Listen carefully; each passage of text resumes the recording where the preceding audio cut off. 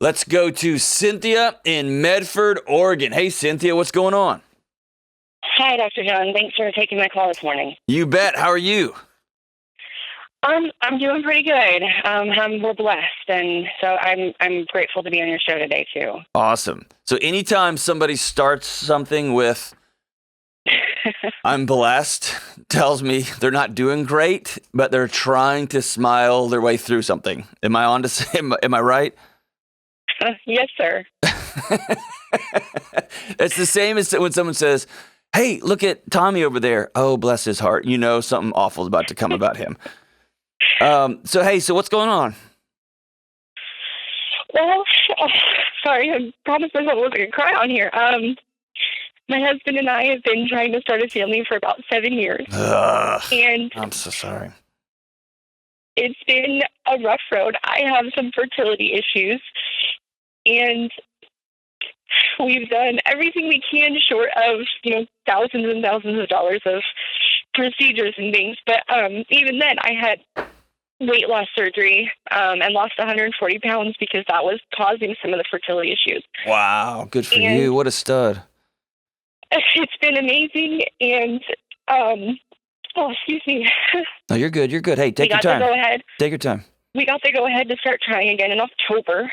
And everyone said, weight loss will expedite fertility. My sister had weight loss surgery, and she stopped at the birth control and was pregnant the next month. Mm-hmm. Now she's on baby number 3.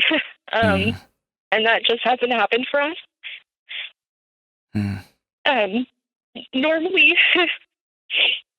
Normally I can deal with the anger and heartbreak and prayer and journaling and some hard conversations with my husband, who's absolutely amazing.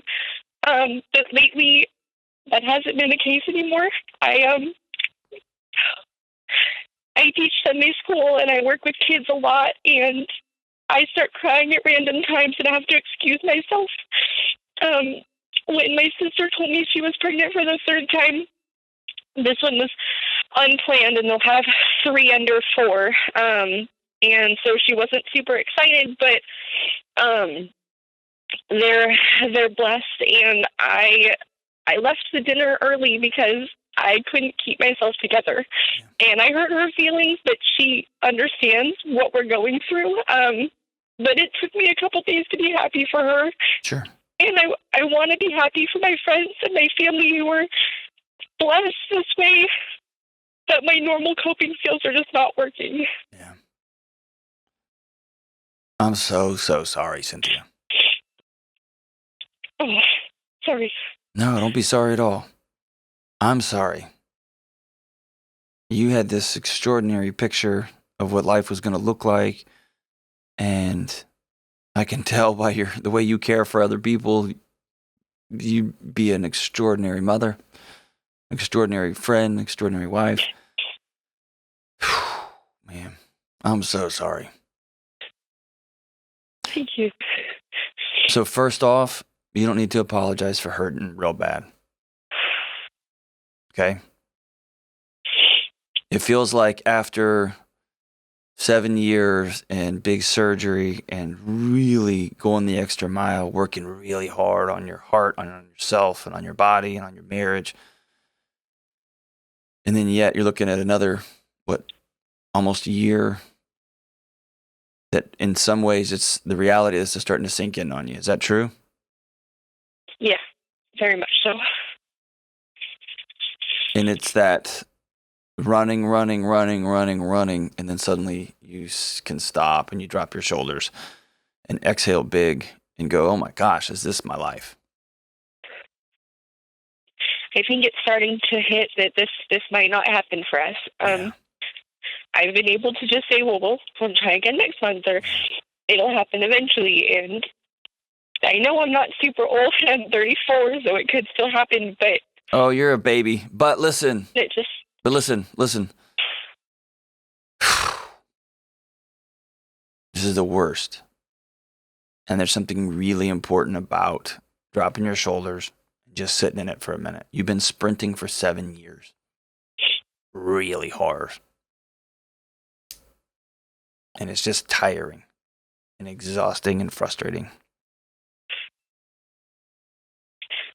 And you probably have a room picked out in your house that you walk by and it's still empty. Is that right? Yep. Yeah. And dude, if another person Instagrams, oh my gosh, number 4, right? Yes. Yeah, I have a sister and a sister-in-law that are both unexpectedly pregnant, one at 40 and one who just had, 2 in 2 years. And it's just...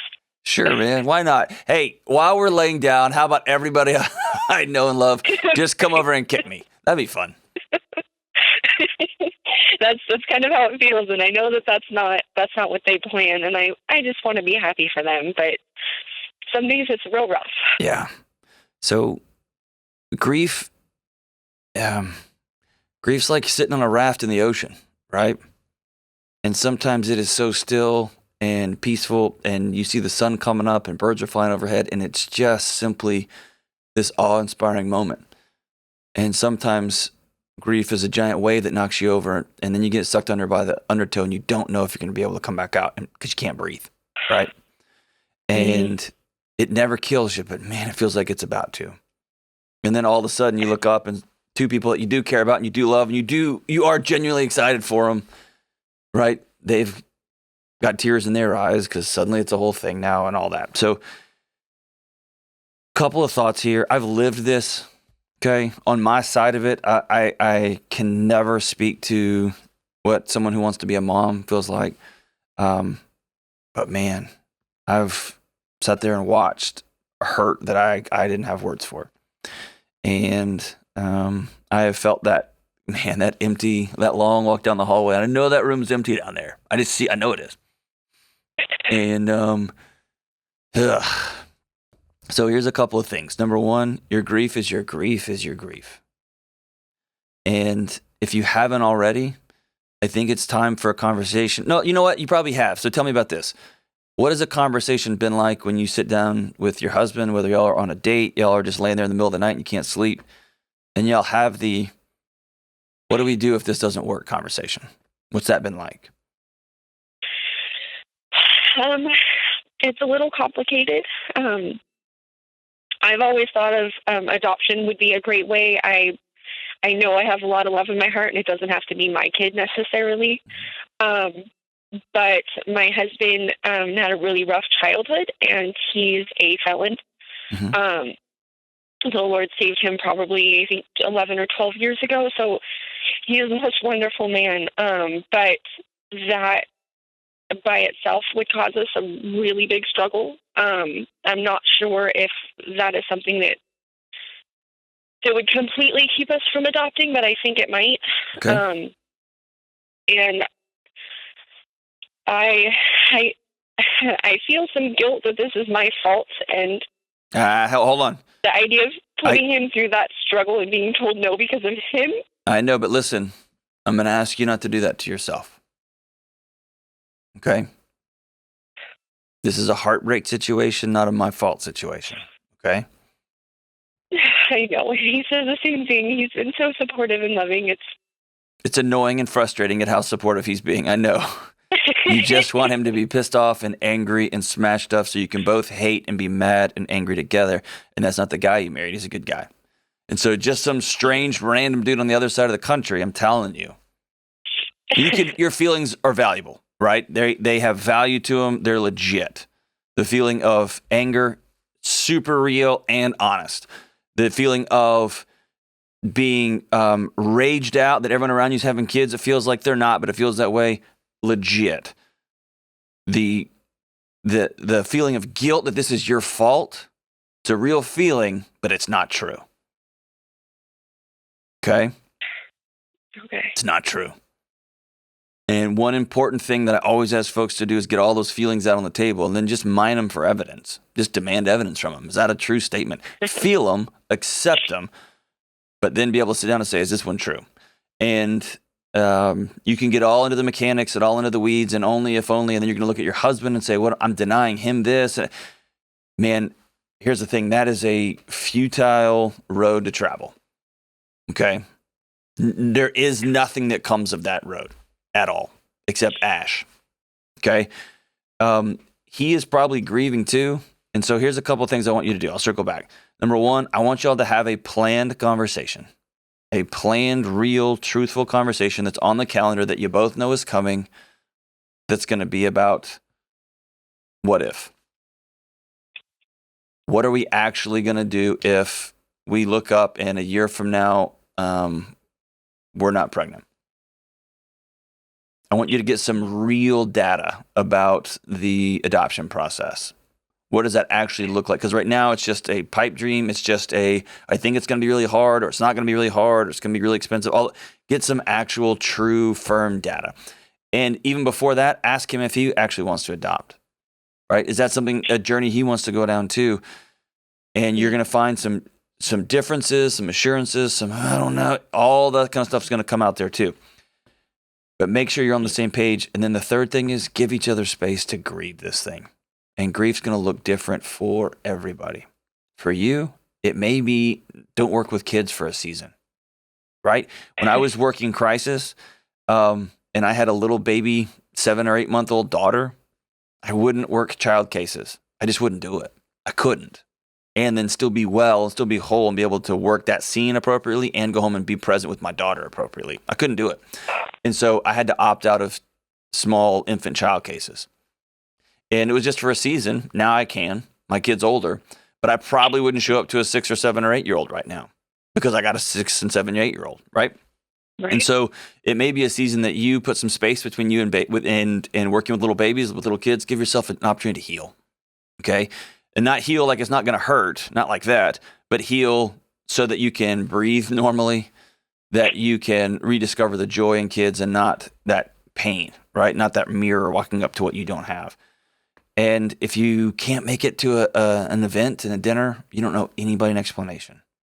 You owe them hey, we can't make it tonight. We'll be there next time, right? Or we'll do our best to be there. You don't need to put an excuse. You don't need to, nothing. And you don't have to, you don't have to apologize. You can just totally own that thing, right? You can just own it. Why? Because it's your life and it's your boundaries and it's your relationship and it's your husband. And y'all go to Cracker Barrel in the middle of the night if that's what you want to do. You'll get diabetes and that probably wouldn't be good, but you can go eat wherever you want to go. You can go do what you want to do, right? You don't owe anybody explanations for things. You can get off Instagram. You can get off Facebook. You don't have to see every birth announcement show up to every, what do they call them? When they poof like pink and blue powder into the gender reveal. Yeah, whatever those things are. You don't have to do any of that crap. You don't have to do any of it, right? But that comes from healing. That comes from grieving deeply. That comes from acknowledging the reality of where we are. 7 hard years. Just sitting in that for a bit, feeling it, riding those waves, and they're big and messy and heavy and so annoying. And they come out of the blue and they drag us underwater, but they don't kill us. They never do. And then we pop back out, and then you see that former felon turned incredible husband's arm reaching down to pull you out of the water, and sometimes you're going to pull him out. And then y'all are going to own what tomorrow looks like. You're going to figure it out. But you can only do that if you are grieving together, letting each other grieve, whatever. Hey, he may grieve by just being a weirdo and wanting to get video games. Don't let him do that, by the way. But everybody grieves different, and he may grieve by reading dumb science articles, and he may grieve by fill in the blank. Y'all both going to do it differently. Be so graceful with each other. So graceful. And then, own what tomorrow looks like. Write that new narrative and figure it out. If that's adoption, if that's fostering, if that is being the greatest aunt and uncle of all time, if that is being a full-time rando babysitter for folks who can't afford babysitting in your local community, whatever that looks like for you. Own it, rock it, deal with those ups and downs. When you get frustrated and sad, you will grieve this for the rest of your life. It'll be something, right? It'll be hard and painful, and there's beauty and joy on the other side of this. You just got to ride out those storms. I'm so sorry, but I'm so grateful how brave you are. So grateful your husband loves you. I'm grateful you love him. And I'm grateful for your heart and the person you are in your local community. And they're lucky to have you. And at the end of the day, I'm so sorry that you're going through this. Man. We love you. Keep us posted on what comes next. Let us know how that grieving conversation goes and that acknowledging conversation goes. And we'll be thinking about you.